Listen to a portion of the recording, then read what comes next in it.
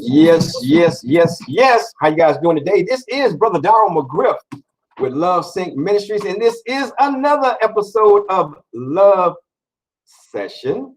And today I will have a special guest with me today that I've been knowing for a little while there. We go way back like slaves, you know what I'm saying? That's how far back we go. So I want to introduce to y'all. Put your hands together, ladies and gentlemen, for my old friend, Alibaba and the Seven Thieves, ladies and gentlemen, Mr. John Yogi Lewis. You're too kind, brother. You're too kind. You're too kind, brother. You know, I know. They need to stop all that clapping. They act like you famous or something. Stop. Hey, y'all shut up all that noise. Shut that clapping up. Okay, there they go. They got quiet there. That's what I was talking about. So what's been up, brother?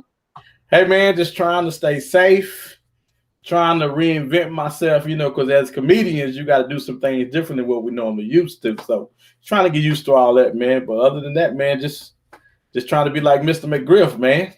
Uh-oh. Don't be like, oh, you talking about my daddy? He all right. Hey, check it out. Before we get started good, let me go ahead and ask you some questions, man, just to get your juices flowing, your brain happening and everything. You ready? Okay. All right, let's go. Right. First question, where were you born? I was born in Dallas. In Dallas. All right. Parkland Hospital. Where? Parkland Hospital on the 5th floor. On the 5th floor? Okay. Well, you know, they filled it up Parkland. They got it on the other side of the street now. Hey, man, and it is nice too, brother, ain't it? It is nice. It wasn't nothing like that when I was over there. When I was over there, we had, it's not even important what how it was. It's a lot better than it was when I was there. So now, what's your favorite food and drink? My favorite food is I love pork chops. I love pork chops and have a little applesauce on the side, man, with some on a bed of rice with a little gravy. Come on, man. Come on. Yes. That's how it goes. So what you drinking though? What's the drink? See, I don't really have a favorite drink. Right now I'm drinking some Hennessy Black. And that's really smooth. You can just touch it with a dab of Coke. And it's real smooth. You don't even know you're drinking, man. So right now, that's what I'm going with right now. So it's drinking without drinking? Yes. At least you feel like it. At least you feel like it anyway. And what's your favorite TV show? My favorite TV show, man, let me see. Favorite TV show. I don't know, man. I know I have a favorite TV show. I can't think. Let's say Martin. Martin was one of my favorite shows. I'll tell you what, In Living Color. Sketch comedy. Yeah, I love that. Love sketch comedy.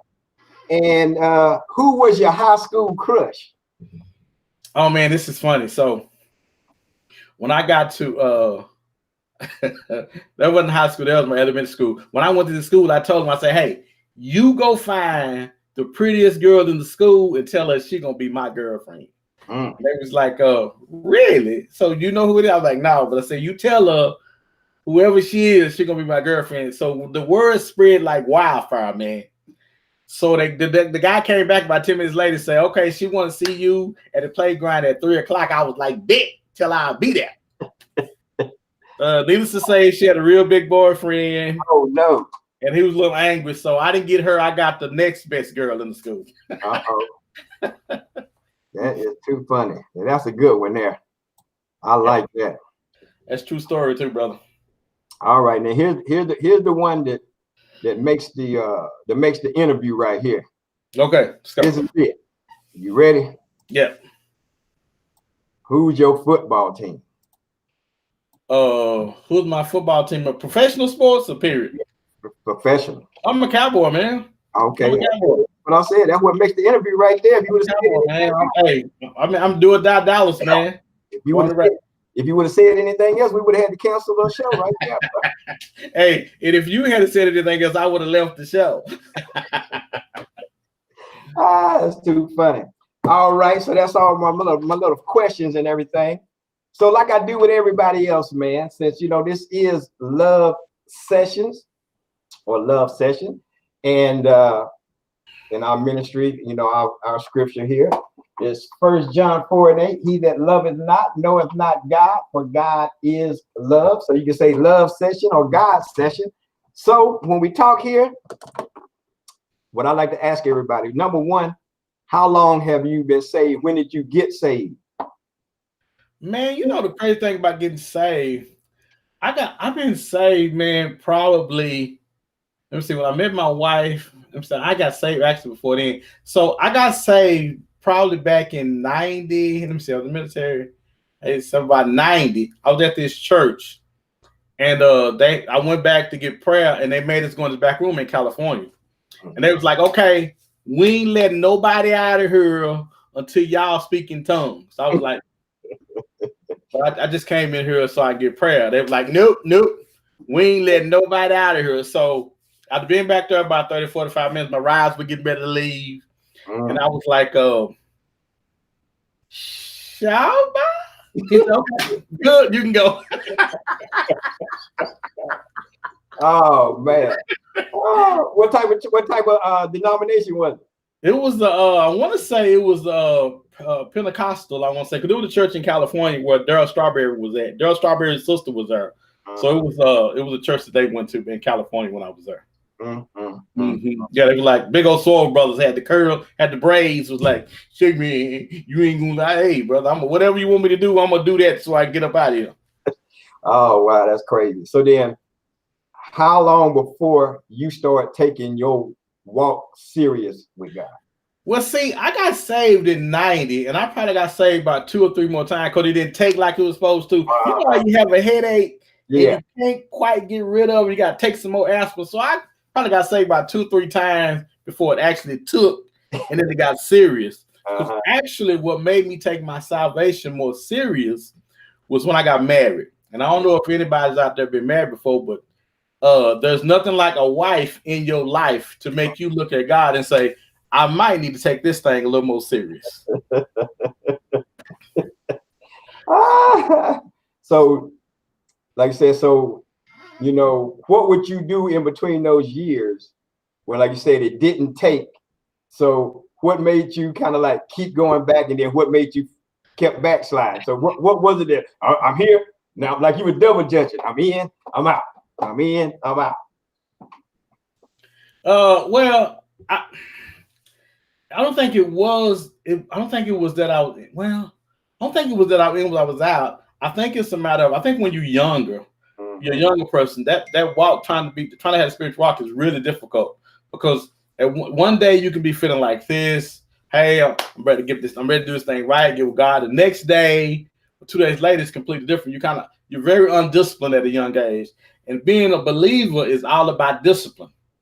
And so I think you have to go through those moments and those times where you say, wow, you keep bumping your head and come back, keep bumping your head and come back.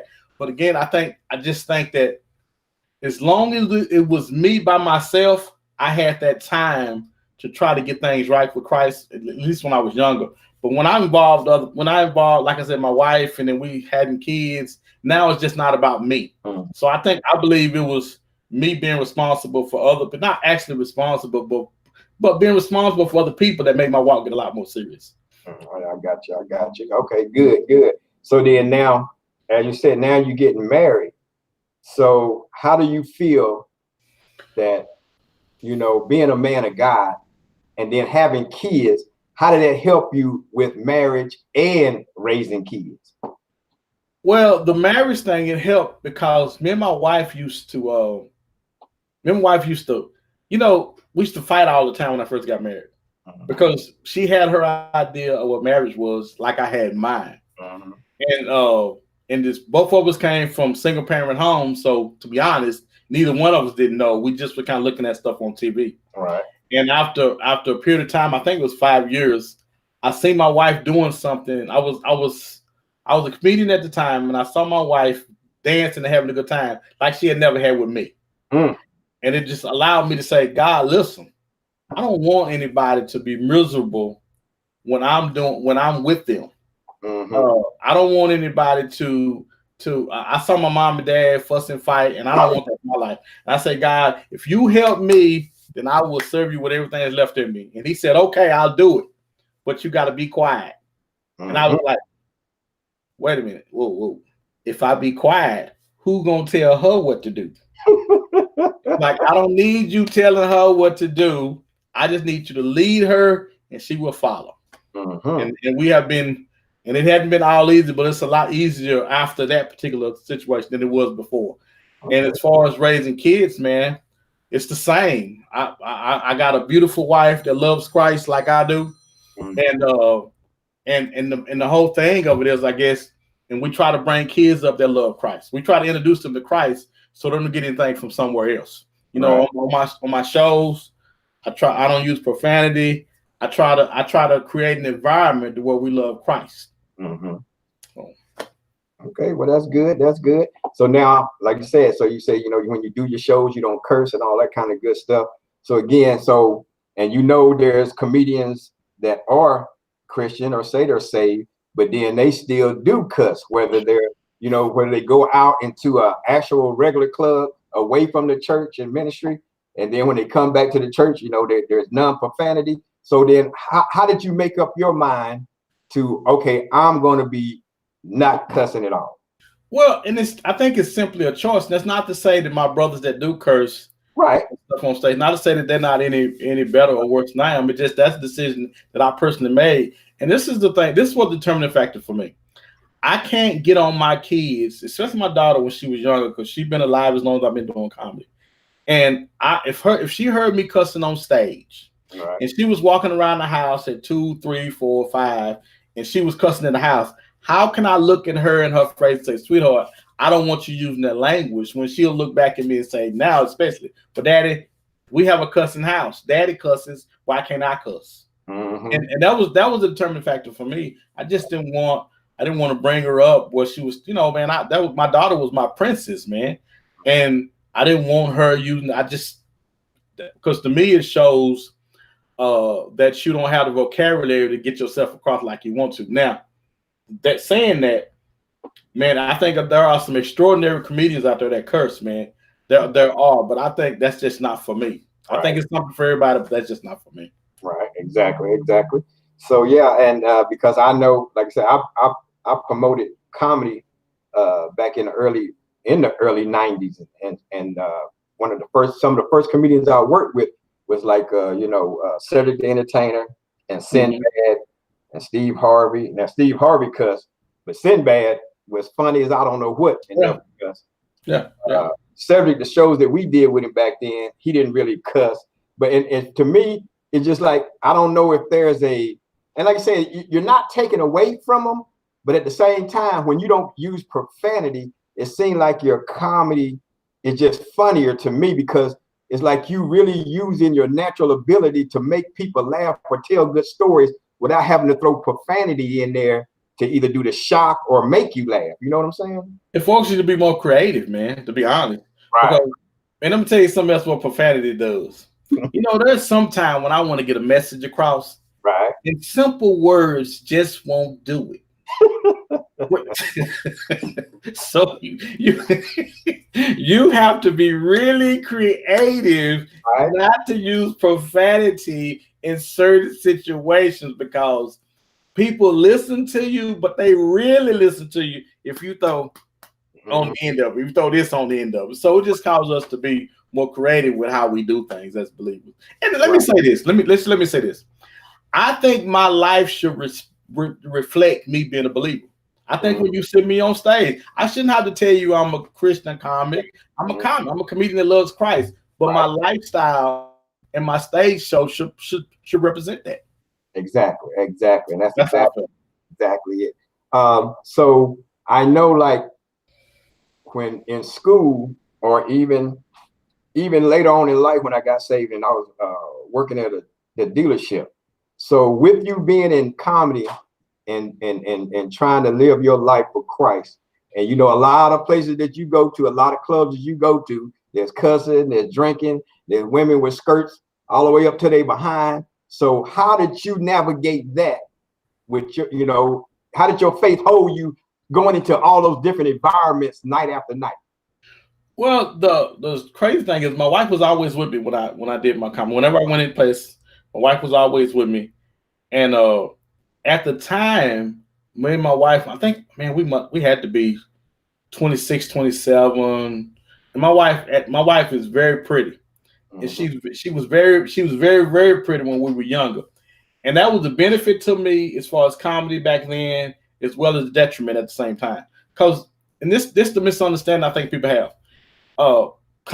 Comedy, music, clean comedy, cussing comedy, red comedy, blue comedy, man, it's business. At the end of the day, it's all business. And you have to, as believers, we have to be able to maneuver ourselves in and out of the world to get to where we're trying to get to. Because a lot of the big places are worldly places.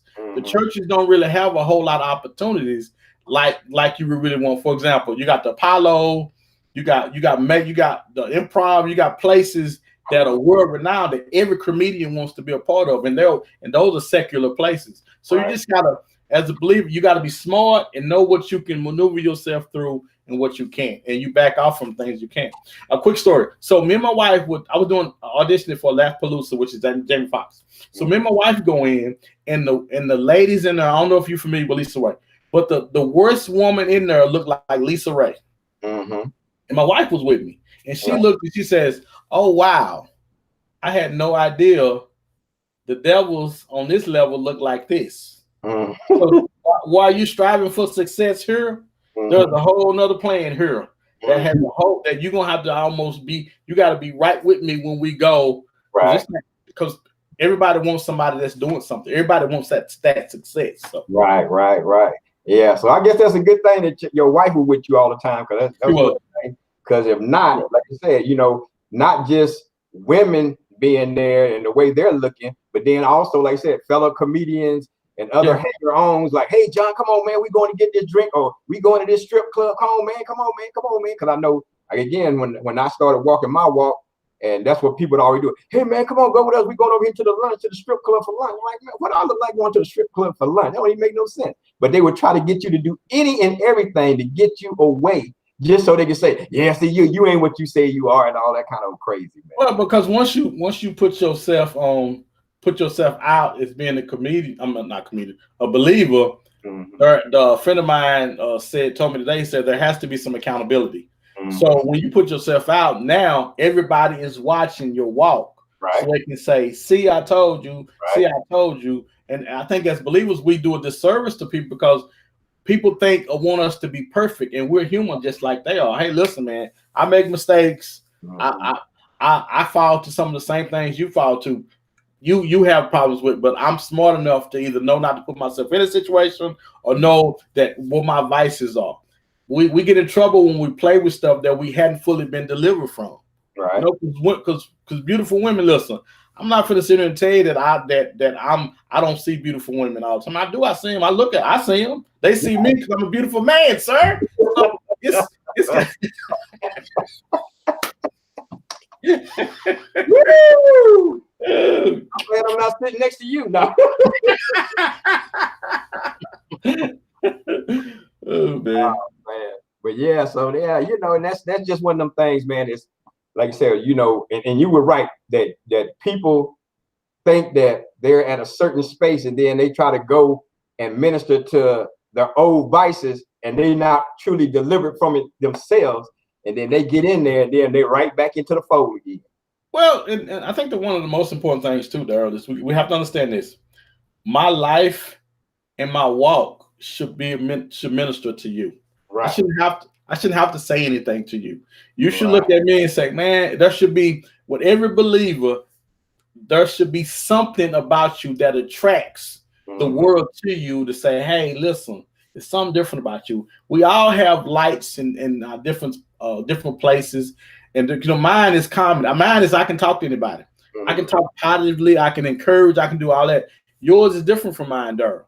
But as long as we understand that every gift that we have from Christ is meant for the unbelievers, man, to save the world, we all good. We all can be blessing to God's people, man. Right. And see, I'm glad you said it that way. That they should see us, and we shouldn't have to say anything, but they can just see us and do it from there. That's what Love Think Ministry is all about. Like I said, the scripture said God is love. So we're supposed to be that representation of God here on earth. Because how can we get them to follow, believe, and have faith in something that they can't see? So we have to be that here on earth. So then that we should be showing people love constantly and consistently on a daily basis, so they can see God through us and know that He is real. And I'm just getting phone call after phone call. You know what I'm saying? So, you know, but that's right. So we shouldn't have to, like, my whole thing is, I shouldn't have to be throwing scriptures at you to know that I'm saved or I'm a minister or whatever. All I have to do is show you love as God is love. And well, then when you really see that genuinely true God in me, you should want that same thing and say, hey, I want what you have. Where can I get that? Well, because we're in a generation now with younger people, you can talk to them till you blue in the face about the Bible, the scriptures, the Lord, all that. They want to know what you doing. If you walking around acting a fool, cussing folk out, everywhere and doing anything, they gonna call you on your walk.